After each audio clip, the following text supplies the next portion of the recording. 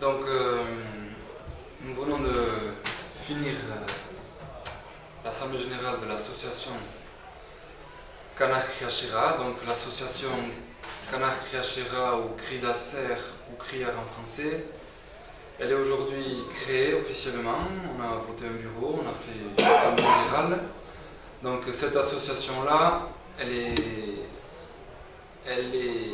la résultante de plusieurs facteurs. Tout a démarré dans les années 60 où c'est la famille Latayade, des éleveurs de bidache, qui ont pris goût pour une race qui s'appelle le canard criard et qui ont conservé cette race-là durant des décennies. Même au moment où la filière gras a commencé à s'industrialiser, où le canard criard n'avait plus lieu d'être, ils l'ont conservé. Et du coup, on est aujourd'hui une vingtaine, une trentaine de paysans déjà dans le Pays Basque et puis plus loin aussi dans les bassins de l'Adour à travailler avec ce canard-là. C'est un canard spécifique. C'est un canard de race locale qui est dans son berceau de race, donc qui permet l'expression de comportements tout à fait intéressants et au niveau élevage, et en aptitude de gavage, et en produit fini. Parce que la plupart des paysans que l'on est, on est des fermiers autarciques, c'est-à-dire qu'on élève les canards, on les gave à la maison, on tue à la maison et on vend tout en direct. Bon. L'association se veut plus large et répond à deux objectifs principaux. Malheureusement, le monde aviaire est soumis à des crises aviaires à répétition. Depuis 2017, les crises aviaires se sont succédées, mettant en danger la race elle-même Criachera, puisque la famille Latayade se retrouve, il se situe à Bidache, c'est un bassin de production dense, il y a beaucoup de mouvements d'animaux, de flux d'animaux, et du coup, dès 2017, ils ont été confrontés à des notifications d'abattage de tout le troupeau. Donc, dès lors déjà, un syndicat agricole et des éleveurs s'étaient soulevés pour aller contre cet abattage-là. On avait réussi à obstruer cet abattage-là. Les crises se sont succédées et malheureusement l'an dernier, 2021, à cheval avec cette année 2022, de nouveau les canards sont sortis positifs, sans aucun signe de mortalité ni de morbidité. Néanmoins, l'administration a ordonné l'abattage de ces animaux-là, de cette souche de canards-là, de tous les reproducteurs, puisqu'il n'existe qu'une ferme dans toute la France où il y a ces animaux-là, et c'est à Bidache. Donc malgré tous les efforts mis en place, malgré le protocole de sauvegarde, les animaux du couloir ont été abattus, mettant en mal toute une filière. Et donc aujourd'hui, cette association a pour but de répondre à deux enjeux. Le premier enjeu, c'est de sauver la race Criachera, de pouvoir permettre un développement en la sélectionnant et de pouvoir conforter les enjeux de sécurité actuels, parce que sanitairement, on est toujours voué à des crises aviaires, donc il va falloir qu'on se structure pour faire mieux les années à venir. Et le deuxième objectif principal, c'est de préparer le développement de la filière qui est en cours de création et qui va arriver dans les années à venir. Aujourd'hui, on se retrouve dans l'association des éleveurs, des transformateurs, il y a aussi des entités qui ont des compétences techniques et scientifiques comme le Conservatoire des races d'Aquitaine ou même des vétérinaires qui ont des capacités techniques pour nous appuyer. Et donc, fort de ce collectif-là, on va essayer de préparer l'avenir de cette race dans un but de préservation de la race et de promotion d'une filière. Donc, est-ce que vous pouvez vous présenter, du coup, vous êtes le... Moi, je suis Yulen Pérez, je suis le président de cette nouvelle association et je suis éleveur dans le Pays Basque à Wouitzion-Hier. Moi, je suis Agnès Salaveri, donc je suis vice-présidente de cette association. Je suis aussi donc éleveur-gaveur sur ma ferme à Berway, donc Pyrénées-Atlantiques. Et donc, on vend en direct nos produits. Et donc Agnès Sainte-Marie, je suis aujourd'hui ici avec une double casquette.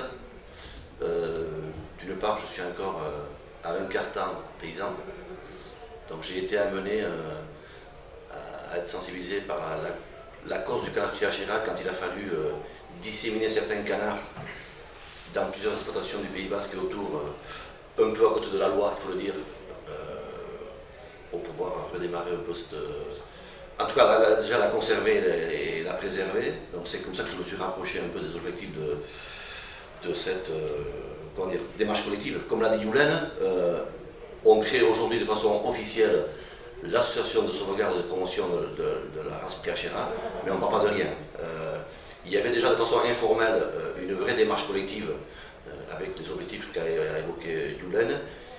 Il s'agissait aujourd'hui de rendre publique cette démarche-là et de rendre publique donc l'association qu'on veut nous référent en termes de sauvegarde et de promotion de cette race de canard Piachera, voilà, qui aujourd'hui, il faut le dire, est en dehors des standards socio-économiques traditionnels, je dirais, mais on veut justement nous faire un atout de ce hors standard, parce qu'on croit dans les aptitudes de cette race-là. On veut créer un vrai modèle économique également autour de cette race, créer à moyen terme également, en termes de structuration, une vraie filière de production, voilà, avec un modèle socio-économique.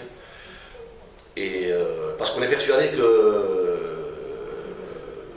que les envies et les modes de consommation peuvent évoluer, qu'il y a un public de consommateurs qui a été conscientisé par les crises de la vache folle ou par les différentes crises aviaires pour consommer local, consommer autrement, consommer de la qualité. Voilà. Et donc c'est un peu également nos objectifs. On a un véritable travail de conscientisation, d'information à mener vers un public large. Et l'association se veut également être un référent par rapport à tout un tissu socio-économique, mais également se veut être le référent, et le partenaire et du coup l'interlocuteur aussi des pouvoirs publics. Voilà. Et des collectivités territoriales, possibles financeurs. D'où le statut loi 1901 qui va en préfecture pour... Tout à fait, donc on va déposer des statuts, donc voilà, il y a un CA, il y a un bureau qui est élu. Donc voilà. En fait, le travail officiellement démarre aujourd'hui. Là, le collectif, qui est devenu association, vous fédérez combien de producteurs éleveurs finalement, artisans éleveurs? On est peu. Pour l'instant, on est peu parce que. Qui utilisent donc cette race ouais, on est quoi, une dizaine d'éleveurs gaveurs, ouais. Mais on veut développer aussi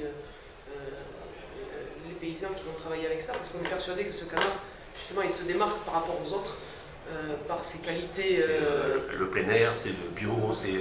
Enfin, c'est pas forcément bio, c'est déjà le plein air, mais ce canard, on lui reconnaît des aptitudes déjà à l'élevage et au gavage qui sont différentes du canard traditionnel ou du canard que l'on peut le voir dans tous les élevages industriels, quoi.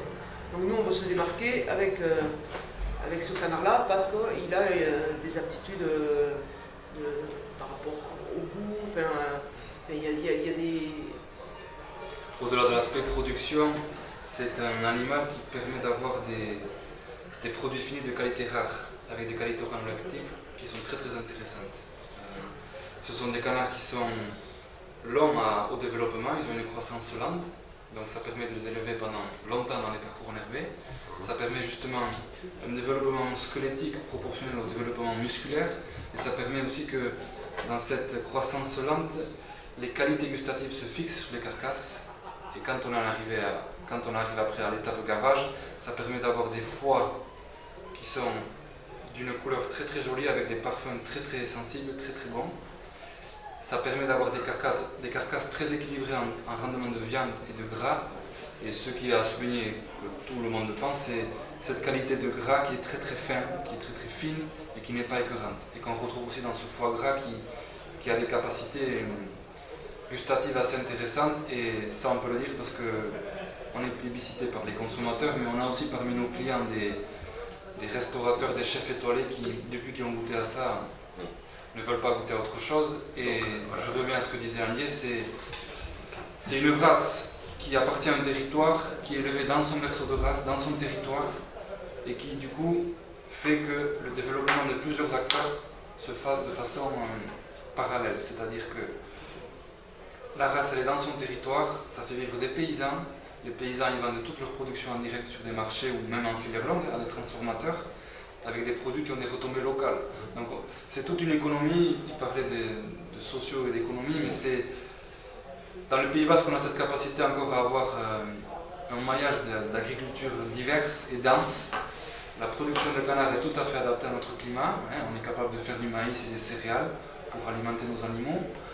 Il y a beaucoup de consommateurs qui sont rattachés à cette idée de consommer local. Donc à partir du moment où on apporte cette qualité de produit fini là, il y a le consommateur en face. Et c'est un équilibre global parce que tout le monde en profite. Et donc l'objectif de la filière demain c'est ça, c'est de... On sait que c'est un modèle économiquement viable, on sait qu'il peut être reproductible, mais dans la condition que la race soit préservée et plus menacée. Alors cette race de canard, donc vous voulez sauver la race, vous parlez de mulard. Un mulard, c'est donc un croisement à l'origine entre, a priori, les canards de Barbarie, si j'ai bien... ou peut-être une canne domestique. En fait, c'est une création et c'est un croisement. Et ce croisement, il n'est pas pérenne, c'est-à-dire que vous n'arrivez pas à obtenir des mâles et femelles de ce canard-là qui seront... Si, ça y est. Ce n'est pas l'idée. En fait, c'est pas l'idée. La production. Il faut le refaire à chaque fois, le croisement. Aujourd'hui, le couvreur de bidage détient des animaux purs, des reproducteurs. Donc une canne domestique et des canards de Barbarie. À chaque fois, il faut faire le... Ils ont dans la race Criachera, ils ont les mâles et les femelles qui font accoupler pour préparer un renouvellement. Là où nous, on est intéressé, c'est que ils croisent la canne locale, donc la canne Criachera, avec le mâle de Barbarie qui a des capacités à faire du foie gras, des aptitudes métaboliques pour faire du foie gras. Donc nous, il faut le refaire à chaque fois ce croisement. Oui. D'accord. Ils sont D'où il multiplicateurs. faut sauver chaque espèce. Voilà. Et si on les abat à chaque fois, forcément, c'est un problème. Il n'y a plus de poussins, il faut tout recommencer à zéro, quoi. Il n'y a pas les gènes stockés quelque part. L'enjeu, c'est de sécuriser justement les grands parentaux, c'est-à-dire les animaux, les reproducteurs qui sont capables de procréer le renouvellement qui va arriver l'année prochaine, qui va servir à multiplier les animaux pour que nous, on puisse avoir des mulards. Donc l'idée, c'est bien de conserver les mâles et femelles Criachera, qui, eux, ont des capacités à valoriser nos parcours et ont cette qualité organoleptique qui est assez rare. Mais dans l'équation, il faut introduire le mâle Barbarie, pour certains, parce que pour d'autres non, mais en croisant le mâle Barbarie avec la canne Criachera commune locale, nous on élève nos mulards. On a des collègues aussi, qui ne sont pas là aujourd'hui, mais qui font partie de l'association, qui élèvent des cannes, qui font des cannes à rôtir à la sortie, toujours dans ce croisement-là. Mais demain aussi, un enjeu important, c'est de pouvoir valoriser les animaux purs, sans passer par l'étape croisement d'un hybride ou d'un F. Voilà, vous avez les mulards, et il faut protéger les reproducteurs qui sont là-haut. Il ne faudrait pas abattre à chaque chrysalière. Donc, ok, je vois un peu plus. Mais dans notre modèle, on élève donc les mulards mâles, mais on est capable de valoriser les mulards femelles. Que la plupart des cas, elles sont tuées à la naissance. Chez nous, on a des éleveurs qui élèvent des cannes mulardes, mais femelles, donc, et qui sont destinées pour rôtir. Elles ne sont pas pour gaver, mais elles sont pour rôtir. Et elles sont à destination des grands restaurants. Et aujourd'hui, les grands restaurants, enfin les chefs étoilés, ont reconnu que ces cannes-là avaient encore d'autres propriétés, d'autres valeurs du... Et elles sont très recherchées par ces chefs-là. D'autant plus que s'ils les abattaient à chaque fois avant. Donc, non, mais enfin, je veux dire, il y a quand même, ce qui est rare dans le canard, la femelle, elle est valorisée. Dans la plupart du temps, les femelles ne sont pas valorisées. Nous, dans notre circuit et dans notre association, mâles et femelles sont valorisés. C'est ça aussi qui est important. Ok. Vous avez des actions de prévues je suppose que vous allez y travailler encore. Donc, pragmatiquement, c'est renforcer l'association.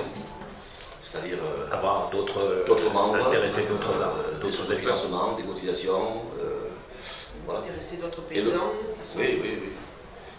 Paradoxalement, on a parlé de modèle économique vertueux et de place dans le système socio-économique. On a amené également de pair la sauvegarde de la race. Parce qu'il ne faut pas penser que la race est sauvée.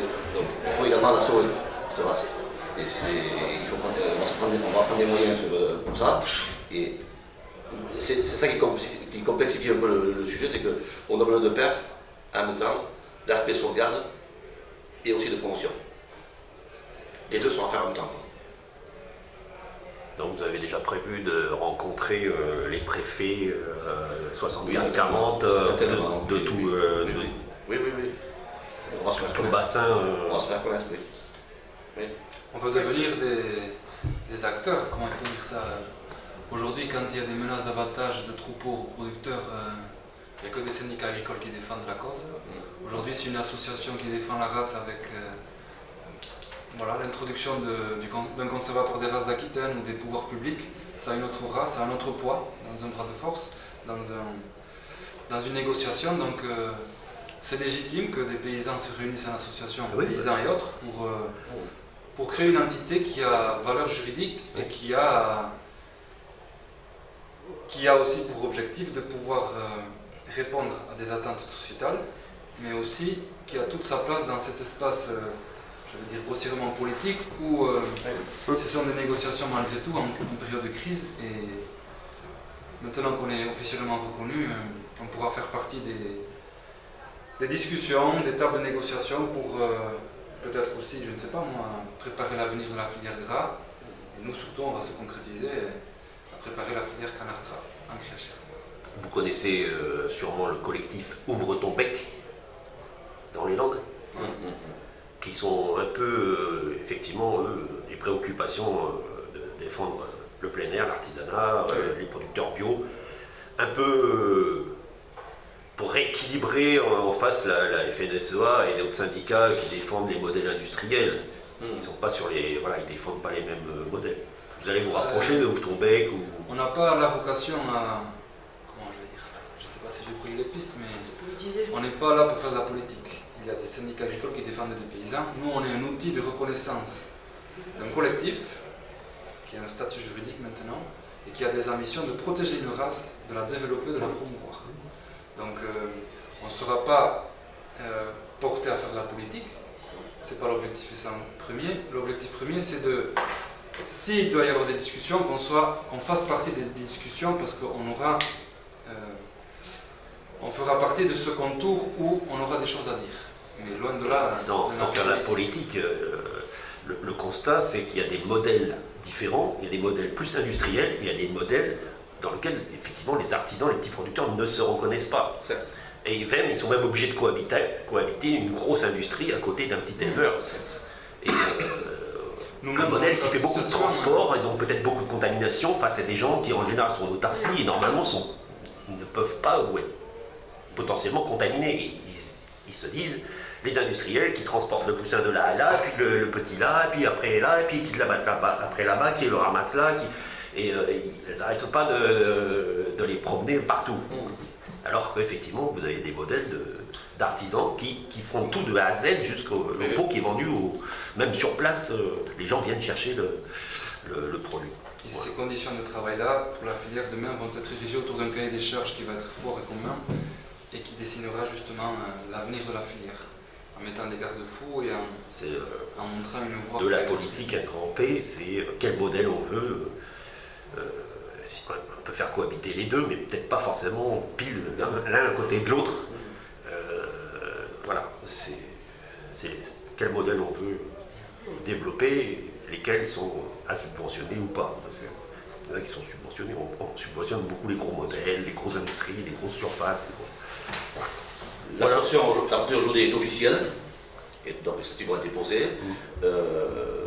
Clairement, l'objectif c'est de devenir un référentiel et un partenaire de premier ordre, autant par rapport à un territoire que par rapport à un milieu socio-économique, mais également un référentiel et un interlocuteur de tout lieu de décision, pouvoir public et autres. Et vous, a priori, ce canard, donc cette espèce, a la vocation à se développer Pays Basque, Béarn, Landes, peut-être au-delà même, dans le Gers.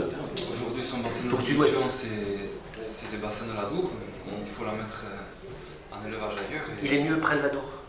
Eh bien, c'est son endroit, historiquement, c'est son race. C'est son bassin.